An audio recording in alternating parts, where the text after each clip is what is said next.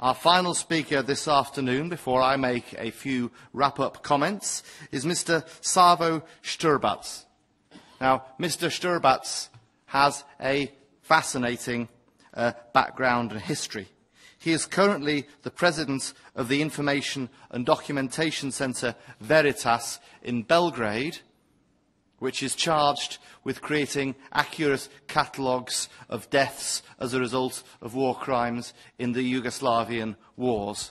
But previously, he was the Minister of Information in Republika Srpska Krajina, which was a Serb-run area of what is now Croatia, in the midst of the Yugoslavian wars, until the Serb population of the Krajina was driven out by an American-supported Croatian military operation in August of 1995.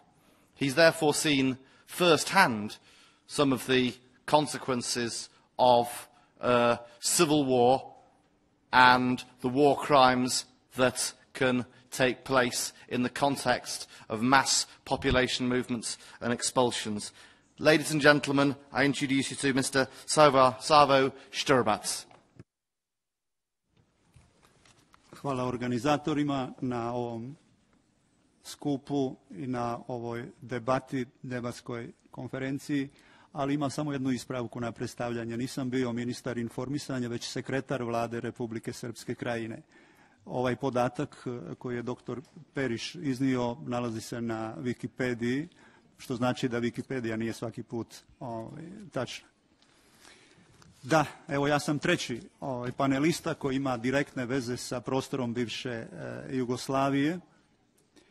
Jedan je oženjen sa tih prostora, jedan je ratovao na tim prostorima, a ja sam se rodio, živio i doživio raspad zajedničke države Jugoslavije i zaista sam sa one posljedične strane sve do današnjeg dana gledao, promatrao, analizirao posljedice tog krvavog rata na prostoru bivše Jugoslavije. Nesporna je činjenica da se 90. godina prošlog vijeka desio raspad bivše Jugoslavije, zajedničke države više naroda, i to na najgori mogući način, krvavim ratom koji je, bez obzira kako ga sukobljene strane nazivale, imao sve karakteristike građanskog rata. A u tom ratu žrtava je bilo na svim sukobljenim stranama. Na području današnje Hrvatske od 1991. do 1995.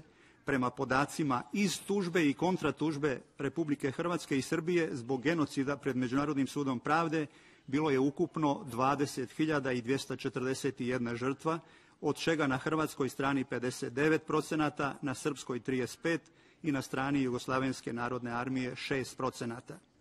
Učešće civilnih žrtava i na srpskoj i na hrvatskoj strani bilo je između 37 i 38%. Od ukupnog broja žrtava na srpskoj strani u akciji Oluja evidentirano je 1834 žrtve, među kojima je 64% civila, od kojih su oko polovine stariji od 60 godina. Na području Bosne i Hercegovine od 1992. do 1995.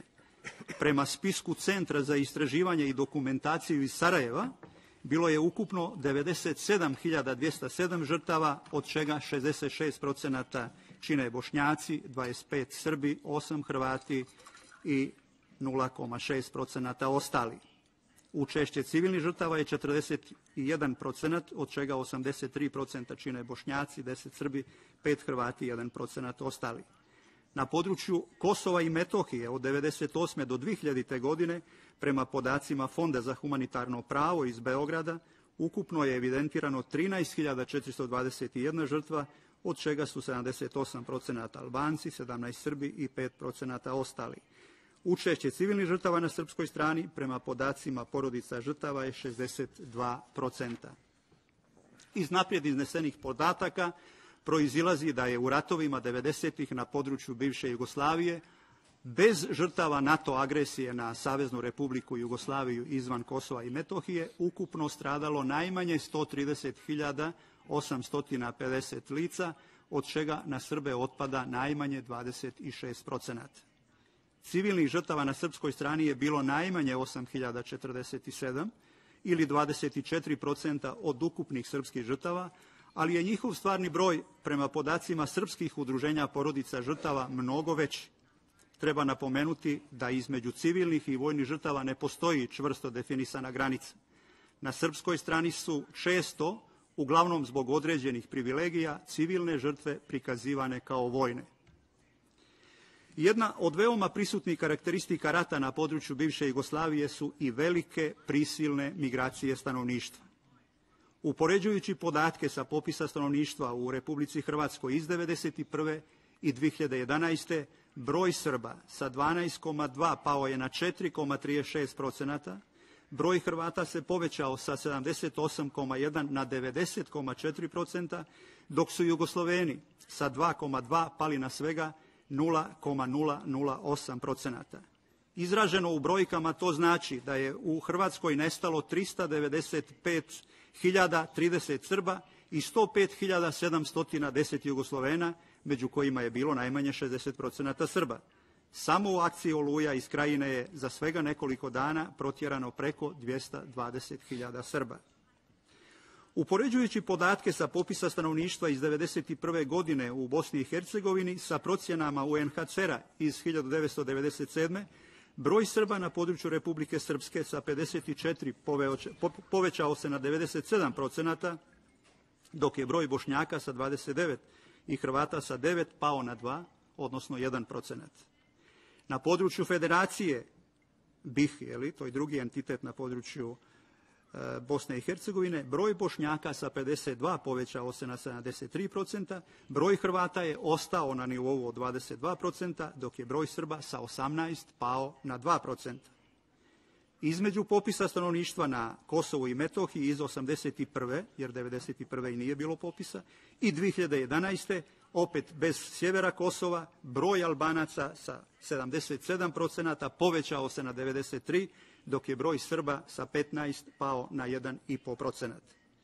Prisilnih migracija stanovništva bilo je na svim sukobljenim stranama, ali su se, kao što pokazuju podaci sa popisa stanovništva, za razliku od Srba vratili i Albanci na Kosovo i Hrvati u Hrvatsku, dok će se pravi rezultati za Bosnu i Hercegovinu znati nakon popisa stanovništva prvog poslije rata, koji bi se trebao obaviti u oktobru ove godine.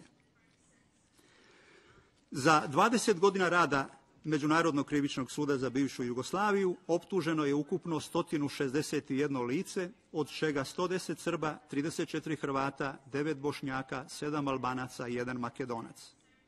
Do sada je, uključujući i pravosnažne i nepravosnažne presude, ukupno osuđeno 82 optuženika na ukupnu kaznu od 1215 godina zatvora, od čega su 62 Srbina osuđena na ukupno 974,5 godine zatvora, plus 5 doživotnih. 12 Hrvata na ukupno 166 godina zatvora, 5 Bošnjaka na ukupno 43,5 godine, 2 Albanca na 19 i 1 Makedonac na 12 godina zatvora. Među optuženima je 68% Srba, dok ih je među osuđenima 76%. Na Srbe se odnosi i 80% svih izrečenih kazni i svih 5 doživotnih. Trenutno je 12 optuženika u fazi suđenja pred prvostepenim vijećem ili čekaju prvostepenu presudu, među kojima je 6 Hrvata i 6 Srba, tako da će, gotovo je izvjesno, iznesena statistika biti još nepovoljnija po Srbe. Među optuženim i osuđenim Srbima nalazi se cijeli politički, vojni i policijski establišment iz Republike Srpske Krajine, Bosne i Hercegovine, Savezne Republike Jugoslavije, Srbije i Jugoslavenske narodne armije iz vremena rata, i svi su optuženi, a većina i osuđeni za udruženi zločinački poduhvat, čiji je cilj bio stvaranje čistih srpskih etničkih prostora na području Hrvatske, Bosne i Hercegovine i Kosova i Metohije. Na području BiH od 12 osuđenih Hrvata samo je 1, a od 5 osuđenih Bošnjaka 3 su osuđeni za zločine nad Srbima, dok na području Hrvatske i Kosova i Metohije niko nije osuđen za zločine nad Srbima. Najviše rangirani, optuženi i osuđeni Bošnjaci, Hrvati i Albanci bili su do nivoa načelnika i komandanata štabova armije, I kada su bili optuženi za etničko čišćenje Srba, pretresna vijeća nisu mogla utvrditi postojanje plana za etničko čišćenje, pa su im izricali simbolične kazne, koje su više ličile na kazne za lovokradice nego za ratne zločine. Žalbena vijeća su im bila još naklonjenija, pa su im smanjivali ili poništavali i te blage kazne. Oluja je jedini predmet u kojima su Srbi iz Hrvatske žrtve koji je suđen pred Međunarodnim krivičnim sudom za bivšu Jugoslaviju. Pretresno vijeće je jednoglasno zaključilo da su dvojica od trojice optuženih generala bili učesnici udruženog zločinačkog poduhvata, čija je zajednička svrha trajno uklanjanje srpskih civila iz Krajine silom ili prijetnjom silom, te ih osudilo na 24, odnosno 18 godina zatvora. Takav zaključak pretresno vijeće je donijelo cijeneći dokaze u cjelini kao što su transkripti sa sastanka hrvatskog rukovodstva na Brionima, protupravno i neselektivno granatiranje naseljenih mjesta, brojne pojedinačne zločine nad srpskim stanovništvom, otvoreni govor mržnje tadašnjeg predsjednika RH, te uvođenje diskriminatornih mjera radi sprječavanja povratka srpskog stanovništva u Hrvatsku. Za protupravno i neselektivno granatiranje naseljenih mjesta pretresno vijeće je prihvatilo kao standard da su protupravni svi udari koji padaju na udaljenosti većoj od 200 metara od legalnog vojnog cilja. Pravilo 200 metara su i nazvali. Žalbeno vijeće je cijeli slučaj svelo na ocjenu pravila 200 metara, te zaključilo da za ovaj rigidni standard nije bilo dovoljno dokaza u predmetu i po logici nema dokaza za protupravno granatiranje, nema ni udruženog zločinačkog poduhvata, poništilo cijelu presudu pretresnog vijeća i oslobodilo optužene generale po svim tačkama optužbe. Iako nije negiralo zločine utvrđene u presudi pretresnog vijeća, žalbeno vijeće nije našlo za shodno da optužene generale osudi ni po alternativnim vidovima odgovornosti.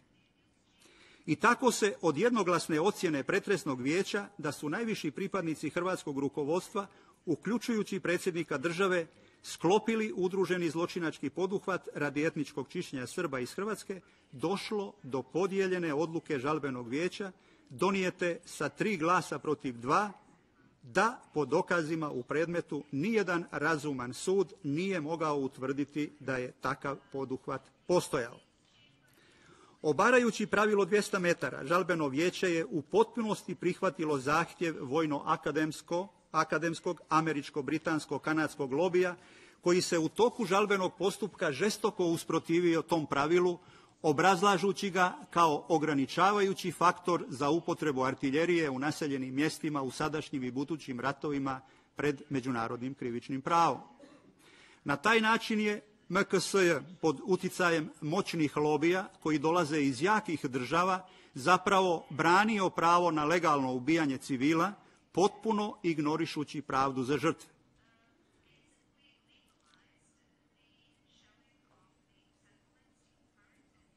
Srbi su osnivanje tribunala dočekali sa negodovanjem, smatrajući da je i osnovan sa zadatkom da kroz formalni sudski postupak verifikuje u međunarodnoj zajednici već formirano mišljenje o Srbima kao agresorima i zločincima, zbog čega su ga i bojkotovali sve do 2001. godine. Za razliku od velike većine Srba, ja sam prihvatio saradnju sa tužilaštvom MKSJ, objašnjavajući i sebi i drugima da ćemo validnu ocjenu o radu tribunala moći dati tek kada vidimo kakav će odnos zauzeti prema našim, to jest srpskim žrtvama i dokazima. Od novembra 1994. kada sam u Kninu ispred Veritasa prvi put primio delegaciju tužilaštva MKSJ-a, pa sve do donošenja prvostepene presude u predmetu Oluja, sarađivao sam sa više desetina službenika i funkcionera tribunala, uključujući istražioce, tužioce i sudije. Nakon svih odluka koje je u svom 20-godišnjem postojanju donio MKSJ, jedino mi ostaje da sa puno gorčine priznam da su moji sunarodnici bili u pravu kada su tvrdili, još prilikom njegovog osnivanja, da će taj tribunal dijeliti selektivnu pravdu, ne vodeći se pravom nego političkom logikom. A selektivna pravda je isto što i nepravda. Činjenica je da su oružane snage Republike Hrvatske u akciji Oluja u augustu 1995. godine izvedenoj uz svakovrsnu pomoć MPRI-a za svega nekoliko dana iz Krajine protjerali skoro 250.000 Srba, a njihova imanja opustošili, te ih više od 1800, uglavnom starih i nemoćnih, koji su ostali u svojim kućama, pobili. I sve to u vrijeme dok su bili pod zaštitom mirovnih snaga Ujedinjenih nacija, kao što je činjenica i da MKSJ nikoga nije osudio za taj zločin. Danas, 18 godina od kada je zločin počinjen i u situaciji kada MKSJ svoje funkcionisanje privodi kraju, možemo sa žalošću konstatovati da taj tribunal u konkretnom slučaju nije ispunio niti jedan od ciljeva zbog kojih je osnovan. Nije donio pravdu žrtvama, nije doprinio pomirenju, nego ga je ozbiljno ugrozio i svojim presudama ne prevenira činjenje zločina, nego ga nagrađuje i ohrabruje.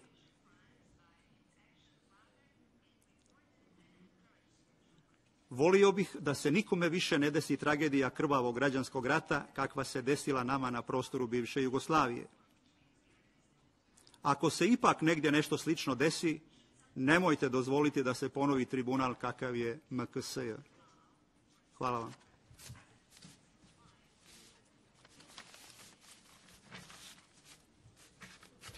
Ladies and gentlemen, I'd like to thank Mr. Savo Štrbac for those comments. Before I open the floor to questions and comments from the representatives, I'd like to just offer the following thoughts. From what you've heard today, isn't international criminal justice a terrible mess? It's a mess everywhere it's tried. It was a mess in Yugoslavia. It's been a mess in Rwanda. The Yugoslavian tribunal was demonstrably biased. No matter what the horrors and truths of that war, and there were very many, the statistics itself suggest it was biased. The Rwandan tribunal was biased. It only prosecuted one of the two groups. It ignored the other one. And there were atrocities on both sides. The ICC is biased. For all intents and purposes, it only indicts black people. Is that a good thing? Are these courts driven simply by political prejudice? Where is the shredder element of legality and independence? Can we improve them? Can we make these tribunals fair? Can we make them true to the principles of rule of law that every single one of us wants to uphold? Or are they innately politicised institutions destined, ultimately, for the garbage? I don't know. And are there better alternatives? But these are the challenges of international criminal courts. You've heard a litany of attacks and criticisms and failures of the parts of these tribunals. And can the international community really strive to improve tribunals of this kind? Or are they always going to be replete with this folly, financial wastage, and sloppy jurisprudence and blatant political bias? That's the reality of international criminal justice today. And can we improve it, or is it a model that we've looked at and that is ultimately worth discarding? I don't know, but now perhaps is the opportunity for the floor to be open to comments. We're under a fairly short set of timetables, so if I could ask all representatives to limit any questions or comments they have only to a maximum of 2 minutes in order that we can wrap up, because we absolutely have to finish this session on time at 4:30. Thank you very much.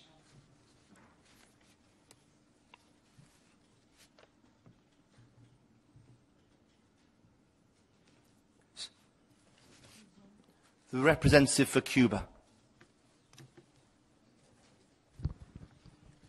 Muchas gracias, señor moderador.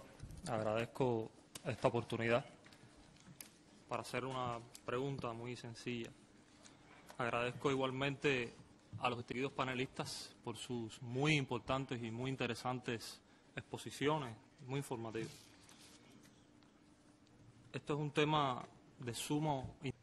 And I am now particularly speaking to General McKenzie, and based on what he explained to us, one could say that the use of force by NATO in the former Republic of Yugoslavia, one could wonder whether that was done under international law. Why did they do what they did? That's the question I would like to ask at this point. Thank you. We're going to take these in batches. Could I now hear from the representative for Congo?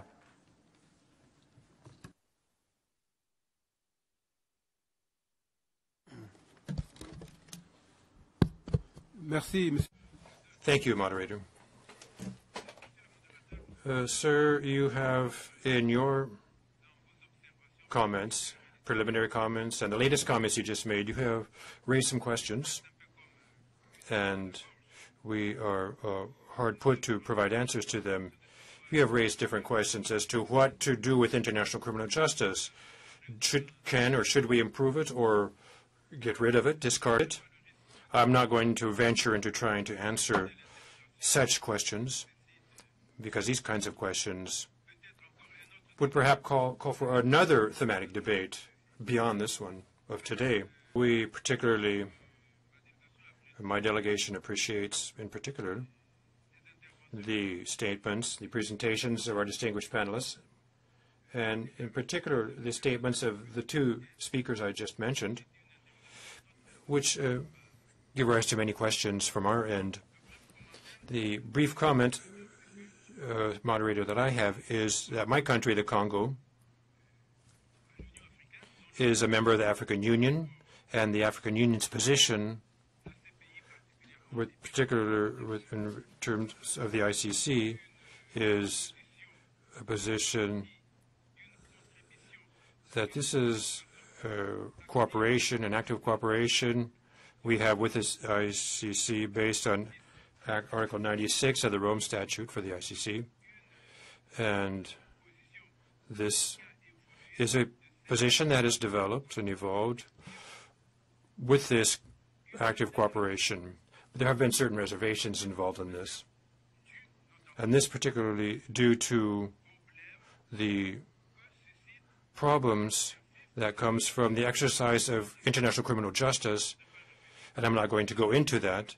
There were statements we heard this morning on this point that were quite eloquent.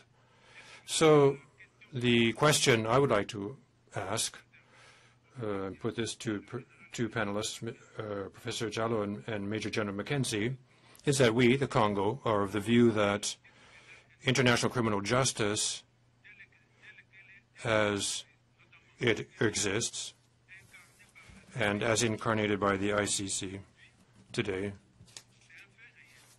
this is an actual fact. We cannot reject this fact as the Congo, but this does something that does need to be enhanced and improved, because international criminal justice is an actual quite a new fact in international relations. Justice per se, yes. International justice per se, yes. That's older, but international criminal justice is only in existence since 1999, Article 227 of the Versailles Treaty of 28 June 1919. And based on that, there's Article 229 of the Versailles Treaty of 1919. Then there was the Moscow Declaration of 8 October